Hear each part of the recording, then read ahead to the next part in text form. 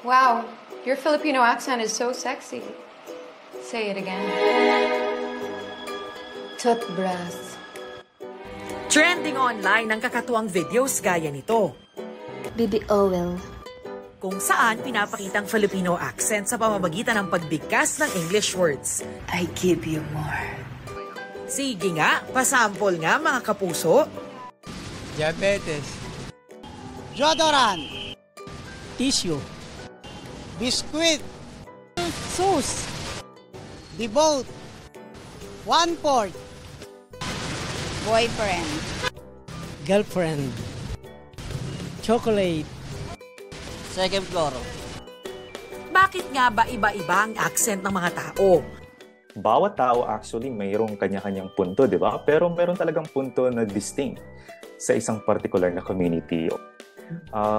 Pero hindi lang siya simpleng punto dahil nga parang it indexes sa identity mo. Maybe doon sa background mo, yung first language mo, o di kaya sa lugar na pinanggaling. Kahit nga raw ang Filipino accent, malawak dahil sa mahigit 100 wika rito sa Pilipinas.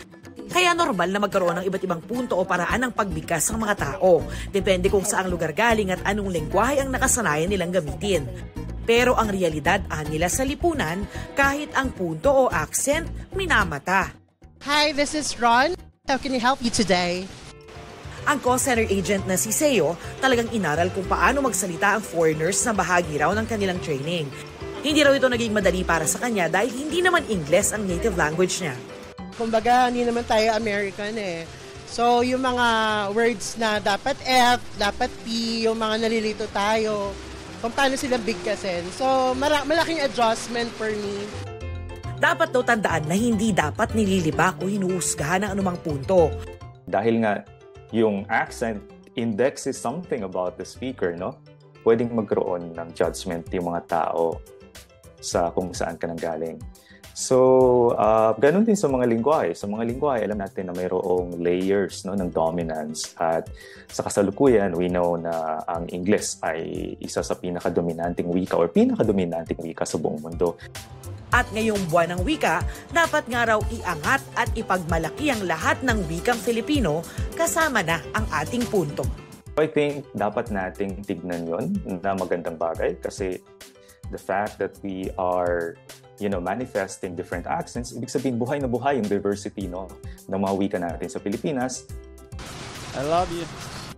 Mahal kita. Para sa GMA Integrated News, Darlene Kai, nakatutok 24 oras. Mga kapuso, patuloy na tumutok sa mga balita. Mag-subscribe sa GMA Integrated News sa YouTube. Sa mga kapuso abroad, samahan niyo kami sa GMA Pinoy TV at www.gmanews.tv.